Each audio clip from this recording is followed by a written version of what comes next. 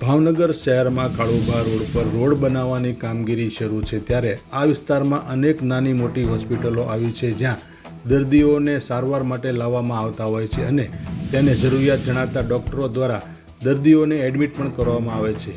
પરંતુ આ વિસ્તારમાં રોડ બનતો હોય જેને લઈને દર્દીઓ સાથે આવતા તેમના સગા સંબંધીઓ તેમજ દર્દીની ખબર અંતર પૂછવા આવતા સંબંધીઓના વાહનોને મહાનગરપાલિકાના દબાણ વિભાગ દ્વારા લોક મારીને માતબર રકમ 1000 રૂપિયા જેટલો દંડ વસૂલ કરવામાં આવી રહ્યો છે। આ વિસ્તારમાં અનેક બિલ્ડિંગો આવેલા છે જ્યાં પૂરતી પાર્કિંગની સુવિધા ઉપલબ્ધ નહીં હોવાને લઈને લોકો રોડ પર વાહન પાર્ક કરવા મજબૂર બને છે,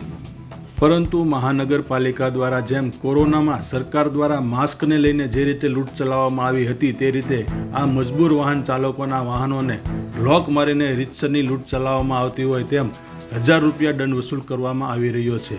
મહાનગરપાલિકાના દબાણ વિભાગ દ્વારા ભાવનગરવાસીઓને લૂંટવાનું કામ શરૂ કર્યું હોય તેમ આ કાળુભા વિસ્તારમાં હોસ્પિટલોમાં સારવાર અર્થે આવતા દર્દીઓ અને તેમના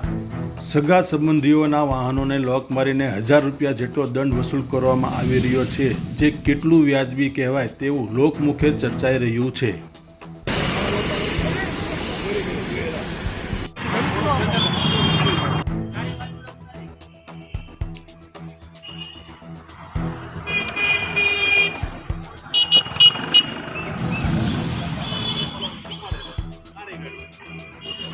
લખેલું છે કવર બતાવ।